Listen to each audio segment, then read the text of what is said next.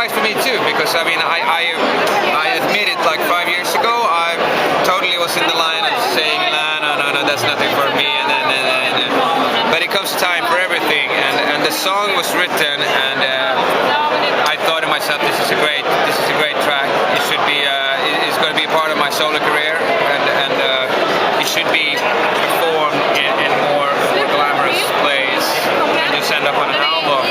And my wife, which is the lyrics writer for the whole album, actually, we thought, we just looked at each other, we should do it in Melodifestivalen, and yeah, we laughed a little bit. We're still laughing though, but we're here, and I am surprised that the reactions has not been more like, what are you doing? They're more like, are you sure? I'm like, yeah, okay, cool. You know, so people are taken by surprise rather than you are kind of destroying your.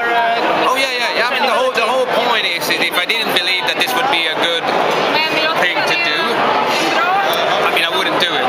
My whole purpose is to become a bigger artist, you know, wider, to be able to continue to write and perform, which I love to do, and make people happy. So, but I mean, there's always win some, lose some. In this case, I think it's a lot more win some.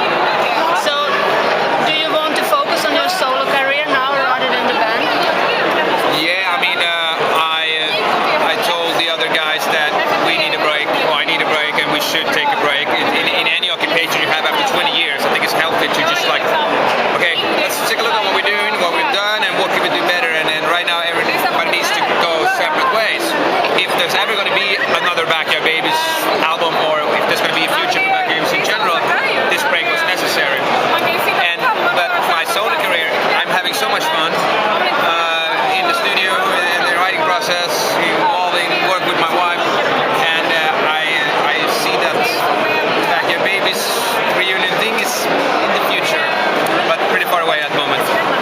So you enjoy to be in the focus on 100%? Yes, finally. Me. Finally you. Okay, so you have a lot of tattoos. Tell me, why do you have a lot of tattoos?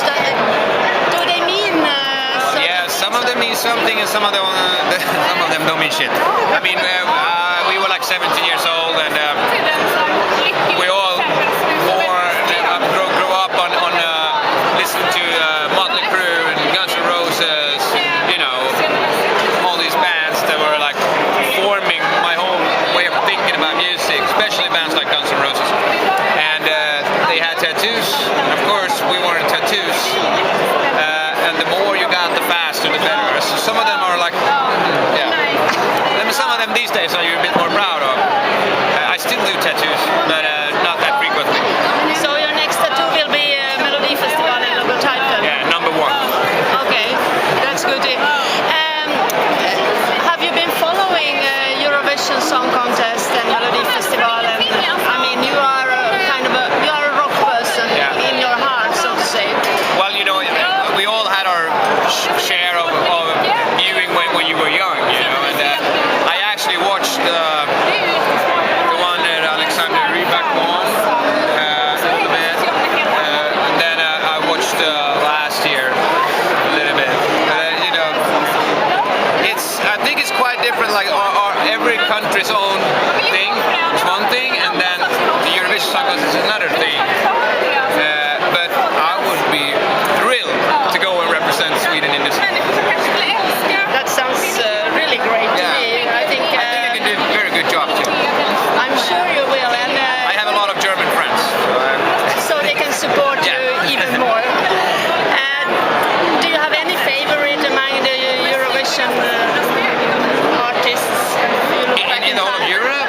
If you look back in time and something that you remember, you said Alexander Rybak, but that was very recently. Yeah. No, I just remember because he was playing the violin, but I actually know the guys from Lordi, the Finnish monster band. You know? I'm from Finland. Oh, all right. I was there when they won in Athens. Well, it's just really interesting, which also proves the thing why this is so fun, because the media didn't want it, but the audience wanted Lordi, and they won, and it's so, you know, it's really fun.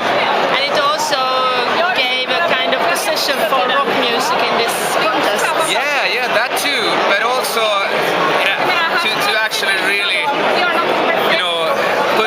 bit the pressure aside, it is something that's supposed to be very fun and entertaining. Lordi is fun and entertaining, and I think that people are like, oh, okay, cool, you know, you can actually do something really spaced out like that, and you know, I'm having so much fun here because you know there's a lot of artists, and I also had my share of being difficult and you know misunderstood rock musician.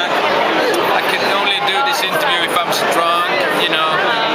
This is about like giving of yourself, having fun, and be heartful.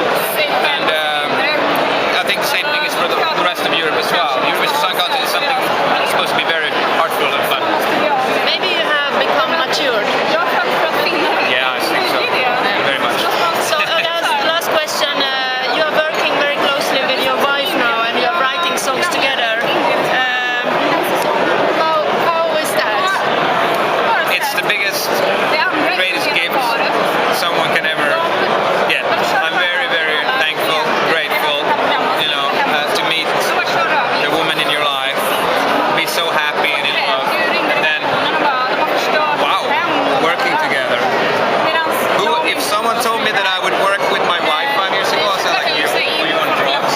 If someone would have told me you're being Melodifestivalen